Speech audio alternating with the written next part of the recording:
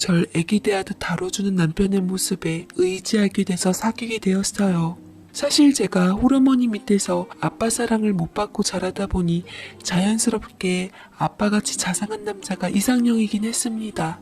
엄마를 속이고 결국은 당시 남자친구였던 남편과 동거까지 한 저는 어찌하다 보니 거액의 남편 빚까지 떠안게 되었고 그 뒷감당은 온전히 제 몫이 되어버렸습니다. 제가 빚을 떠안자마자 남편은 기다렸다는 듯 잠수를 타버렸고 겨우겨우 수소문에 찾아내었을 때는 남편은 이미 다른 여자와 또 다른 동거를 하고 있었습니다. 그제서야 당했다는 생각이 들면서 울고불고 난리를 쳐댔죠. 나 고소할 거야. 내 인생 망친 당신 부숴버릴 거라고. 그래? 할 수 있으면 어디 해봐. 기가 막히네. 사랑한다고 할 땐 언제고? 야, 사랑하면 그깟 빚 좀 갚아줄 수도 있는 거지.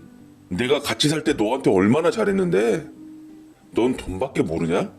라고 그 남자는 배째란 듯 나왔어요. 어린 제가 정작 할 수 있는 일이라고는 없었고 끝내는 신용불량자까지 되어버려 저는 엄마에게 도움을 요청할 수밖에 없었네요. 끝까지 걱정 안 시켜드리려고 감추려 했는데 모든 것을 털어놓았던 순간 너무나 부끄럽고 미안했습니다. 엄마는 혹시나 제게 뒤탈이 생길까 싶어 좋게 넘어가려 하시더군요. 이미 엎질러진 물 어쩌겠니. 어떻게든 좋은 방향으로 해결을 보는 수밖에. 그 사람 대신 빚진 돈이 3천만 원이라고 했지. 저희 엄마는 급한 만큼 당장 여기저기 돈을 구워 3천만 원이나 되는 돈을 선뜻 내어주시더라고요. 염치 없었던 저는 그걸로 그 남자의 빚을 해결하고 난 후 엄마 집으로 들어왔습니다. 그런데 한 몇 달 후 그 남자는 큰일 없이 무사히 넘어가 준 게 나름 미안하고 고마웠던지 어느 날 제게 연락을 해왔더라고요. 미안하다. 내가 너무 양심이 없었던 것 같아. 어린 너한테 내 빚을 모두 떠넘기다니. 나 같은 쓰레기 때문에 고생만 하고 다른 여자 같았으면 벌써 고소하고 난리 났을 텐데. 너희 어머니께도 감사하다는 말씀을 드리고 싶어. 라고 말을 하는데 저는 새삼 그 남자가 변했다는 생각이 들더라고요. 그래서 본인이 원하는 대로 저희 엄마에게도 데려가 사죄해야 할 기회를 주었지요. 남자친구는 무릎을 꿇고 저희 어머니께 눈물을 흘리며 용서를 구했어요. 죄송하고 감사해요. 다 제 잘못으로 이루어진 건데 그걸 다 갚아주시고 제가 이런 전적이 몇 번 있어서 하마터면 정말 콩밥 먹었을지도 모르거든요. 평생 이 은혜 잊지 않겠습니다. 라고 얘기하는데 어머니께서도 죄는 미워도 사람은 미워하지 말랬다라는 말씀을 하시면서 앞으로 이번 기회에 지난 과거를 반성하고 새 사람으로서 새 삶을 살라고 했습니다. 왠지 달라진 그를 보며 저도 마음이 움직이더라고요. 그와 저는 이미 끝난 사이였지만 그는 자신을 믿음직한 오빠로 생각하라고 했고 그럴수록 전 이상하게도 자꾸 옛 남자친구한테 끌리는 마음을 어쩔 수가 없었습니다. 그 사람의 실체를 이미 보고서도 피어나는 옛 감정이 쉽게 사그라들지 않아 결국 술 기운에 아침을 둘이 맞이하고는 그 남자는 제게 결혼하자고 프로포즈를 했습니다. 결혼하자 은별아. 내가 비록 아직 큰 수입이 있는 건 아니지만 그래도 널 사랑하니까 지금 내 맘에 충실하고 싶어. 까짓것 하자. 오빠가 책임질게. 기왕지사 이렇게 된 거 그 남자 없으면 살 수 없을 것 같아서 진심을 믿어보기로 했어요. 결혼을 결심했단 제 뜻에 저희 엄마는 적극적으로 두 팔 걷어붙이고 말리기 시작했습니다. 절대 안 돼 은별아. 내가 널 어떻게 키웠는데 그 사람한테. 다시 생각해봐. 너 그 사람하고 결혼하다간 정말 후회할 거야. 우리 오빠 옛날에 그 우리 오빠가 아니야. 엄마 덕분에 많이 달라졌다고.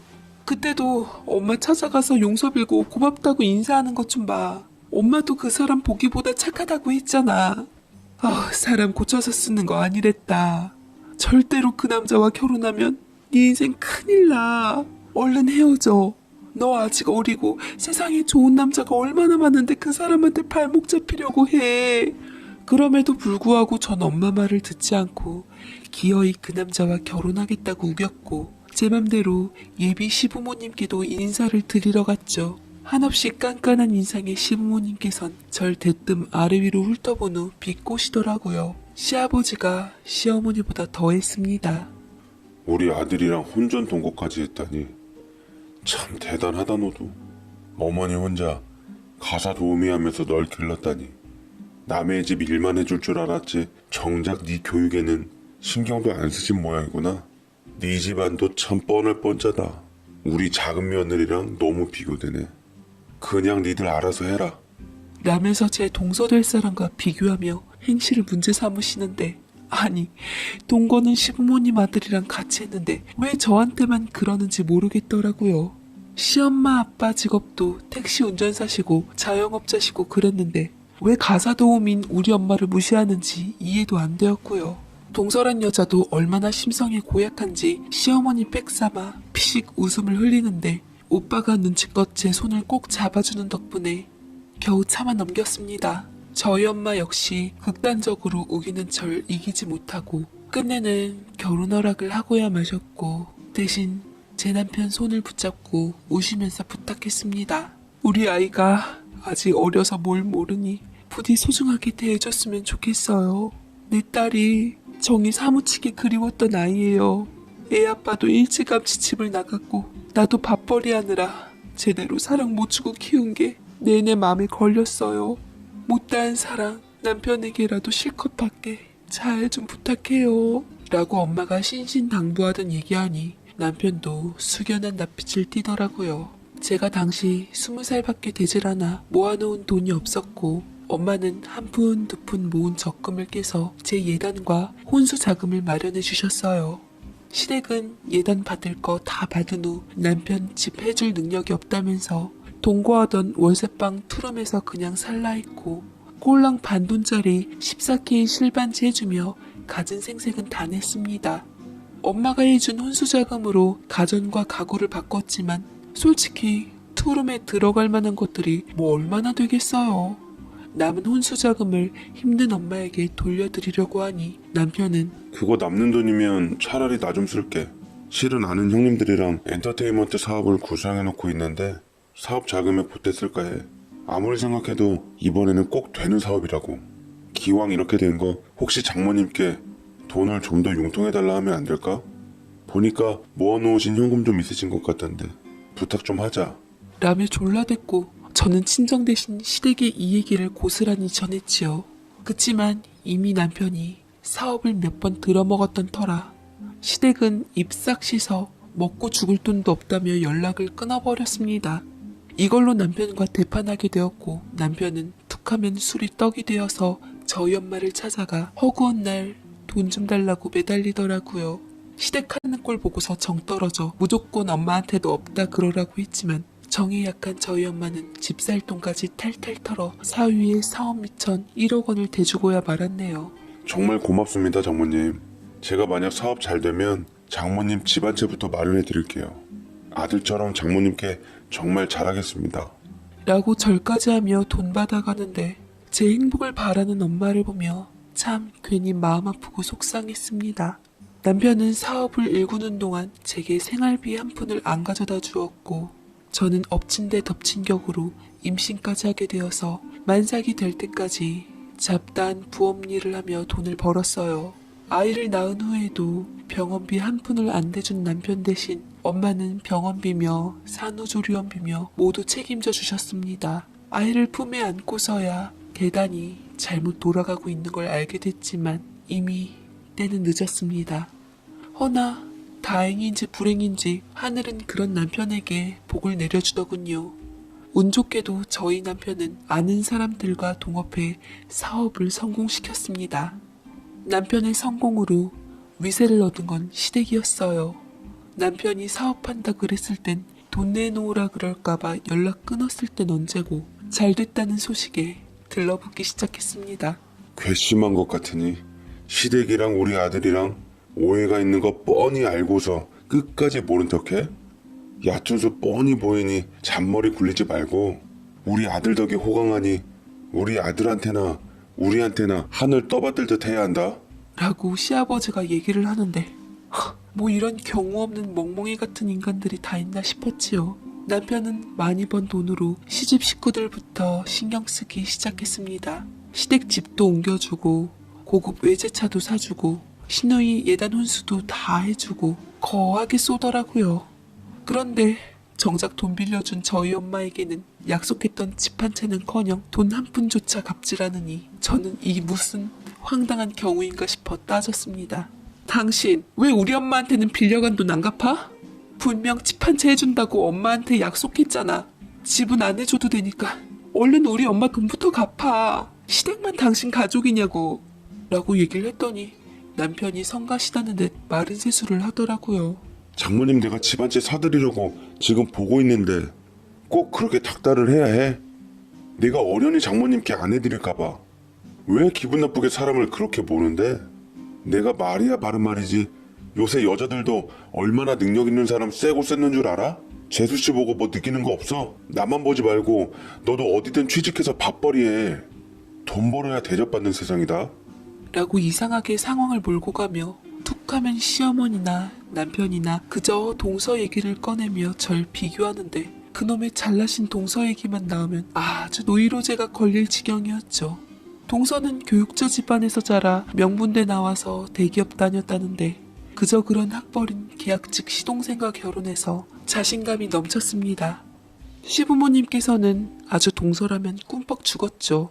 저는 남편에게 우리 엄마 돈만 갚아주면 동서보다 나가서 돈 더 잘 벌어올 테니 당장 갚으라고 했습니다. 이럴 줄 알았으면 차용증이라도 하나 써놓는 건데 엄마가 남편 사업자금으로 보탠 1억 원은 온몸이 성한 데 없는데도 내 집 마련하시려고 힘겹게 모은 것이었어요. 그걸 뻔히 알고서도 냉큼 빼내고서는 입을 싹 씻다니 이게 사람이 할 짓입니까? 남편은 끝까지 엄마 돈을 내놓을 생각이 없는지 제 잔소리를 피해 아예 집을 안 들어오는 날마저 많아졌습니다. 처음엔 일 때문에 못 온다며 미안하다고 예의상 톡을 보내기도 했는데 지금은 아예 외박하는 건 일상이 되어버렸어요. 더 웃긴 건 제가 친정 가는 꼴은 또 못 보겠는지 그새 시댁에서 연락이 오더라고요. 오늘 네 시동생이랑 신혼여행 오니까 간만에 가족들 얼굴 보는 자리이니 집에 좀 들려라. 라고 해서 저는 애들 접고 시댁을 갔습니다. 알고 보니 시댁에서는 시누이랑 시동생 내외 대접한다고 절 부리려고 불렀더라고요. 잘나신 동서도 딸 둘 데리고 왔는데 먼저 왔는데도 손가락 까딱을 안 했습니다. 시어머니께서는 선수치며 네 동서 일하는 사람이라 쉬게끔 두라고 하더라고요. 결국 저 혼자 애없고 집안 청소부터 시작해서 음식을 만들어 내놨는데 정말 하루가 어떻게 가는 줄 몰랐습니다. 시댁 식구들 그 누구 한 명 저한테 쉬란 말, 같이 식사하잔 말 그 한마디를 안 꺼내더라고요. 뒤늦게 남편이 도착했는데 정작 남의 편조차 저를 보는 둥 마는 둥 하며 동서를 치켜 세워줬습니다. 재수씨 이번에 승진하셨다면서요? 명문대 나오셔서 그런가 능력도 좋으시고 미인이신데다 돈도 잘 버시고 전 제 동생이 진짜 나라를 구했나 싶더라니까요.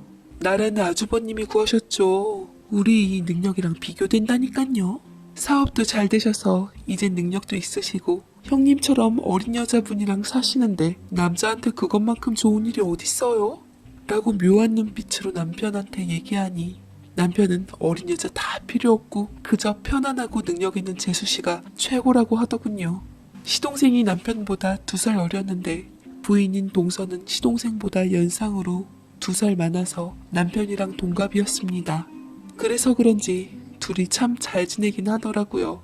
심지어 친정엄마가 우연치 않게 단 둘이 식사하고 있는 모습을 봤다는데 그 모습이 어찌나 다정했는지 오해까지 했을 정도로 그 둘은 가까웠습니다.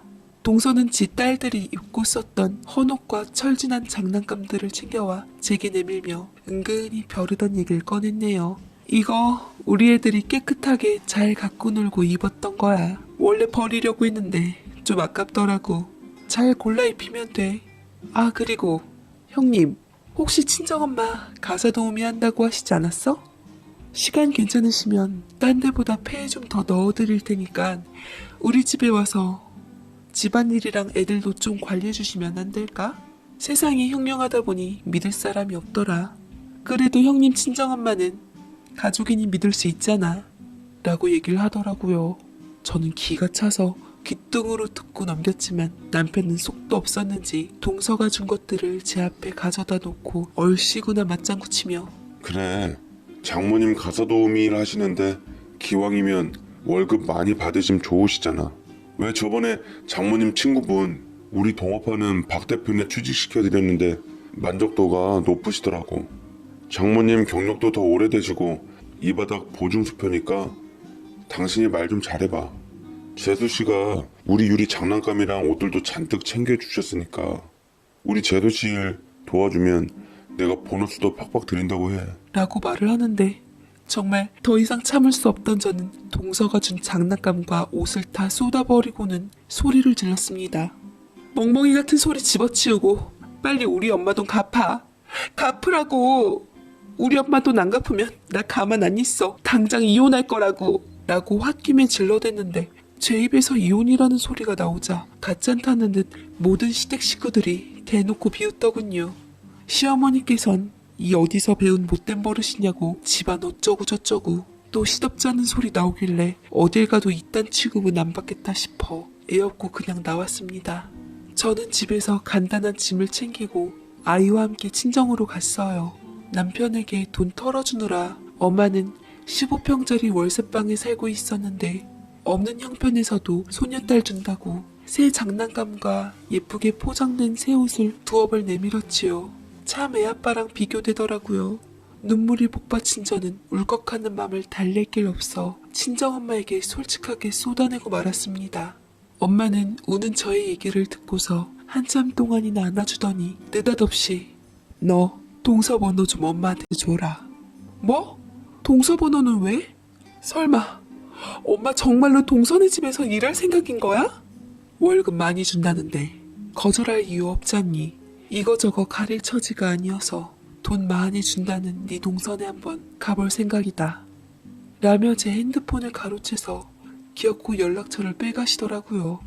저는 엄마에게 모진 말을 하며 엄마는 자존심도 없냐고 어쩌면 돈 몇 푼에 날 이렇게 비참하게 만드냐고 했지만 엄마는 아랑곳하지 않으셨어요. 생각지도 못한 엄마의 태도에 저는 억울하고 분한 마음에 속상해서 애 붙들고 울기만 했습니다. 그런데 동선에 출근할수록 엄마의 화색이 돌기 시작했어요. 동서 깐깐한 성격상 돈 주는 만큼 부릴 거라고 생각했는데 그래서 엄마가 엄청 힘들 거라고 생각했거든요. 그런데 엄마 말씀은 일이 너무 편하다는 거예요. 돈 많이 주고 일도 안 힘들고 완전 망고땡이라고 하면서 제게 미안하다는 얘기를 자주 한다는 것 빼고는 정말로 엄마는 편해 보였습니다. 그리고 더 놀라웠던 건 엄마가 동선의 집에 일하면서부터 남편이 드디어 이 핑계 저 핑계 대면서 날로 먹으려 했던 우리 엄마 돈을 갚았다는 사실이었어요. 정확하게 1억 원 하고도 총각 시절 빚졌던 3천만 원까지 몽땅 돌려받은 엄마는 월세살이를 정리하고 대출 좀 껴서 경기도의 신축 빌라 30평대를 샀습니다. 어찌됐든 엄마가 잘 살게 되었으니 그나마 마음이 놓이더라고요. 남편이 엄마한테 돈 다 갚았으니 이제 제 딸을 데리고 집으로 들어갈 차례였습니다. 그래도 남편이라고 한동안 안 보니 보고 싶고 그리운 마음도 들더라고요. 저는 엄마 몰래 집 떠나온 지 딱 3달 정도 만에 남편한테 전화를 걸었어요. 그런데 남편 생각지도 못했다는 듯 제게 도리어 반문하네요. 장모님한테 얘기 못 들었어? 질질 끌수록 서로에게 득도할 거 없으니까 얼른 서류만 보내. 처리하는 대로 약속된 금액 바로 넣어줄 테니까. 라고 얘기를 하니 대체 어떤 서류를 보내달라는 건지 무슨 금액을 입금해준다는 건지 이해가 잘 안 되더라고요. 그게 무슨 소리냐고. 아무리 얘기해봤자 남편은 저희 친정엄마에게 들으란 말만 반복하고 전화기 너머로 여자 목소리가 섞이자마자 전화를 끊어버렸습니다. 저는 저녁 때 퇴근하고 들어온 친정엄마를 몰아붙였고 엄마는 착잡한 듯하다 서류 봉투를 내밀더라고요. 그건 바로 남편과의 이혼 서류였어요. 이미 남편은 도장을 찍은 후였고 제 도장만 찍으면 남편과의 짧은 결혼 생활이 정리되는 것이었습니다. 은별아, 여기 얼른 도장 찍자. 사실은 엄만 이 남편한테 돈 받은 거 너 이혼 서류에 도장 받는 조건으로 받은 거였어. 그리고 네 남편 여자 있다. 엄마가 증거 다 갖고 있으니까 소송은 나중에 하고 일단 얼른 이혼부터 한 후 김서방이랑 관계 완벽하게 정리하는 게 좋을 것 같아 라고 제게 증거 사진을 내밀었는데 그걸 보자마자 숨이 턱 막혔습니다. 거기다 파일 하나를 건네주시는데 충격받지 말라며 청심환까지 주었어요. 알고 보니 그 파일은 엄마가 몰래 그 집안에 초소형 카메라를 설치해서 모든 불결한 증거를 담은 것이었죠. 그리고 남편과 함께 있던 상간녀는 다름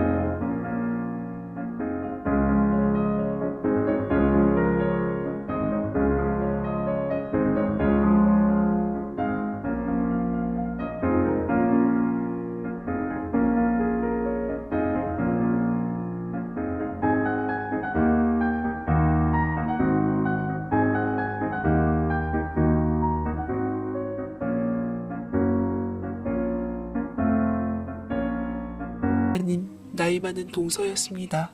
둘이 다정하게 한 공간에서 장난치고 있는 동영상 속 그들은 결국 맨정신으로 끝까지 볼 수는 없을 만큼 충격적이더군요.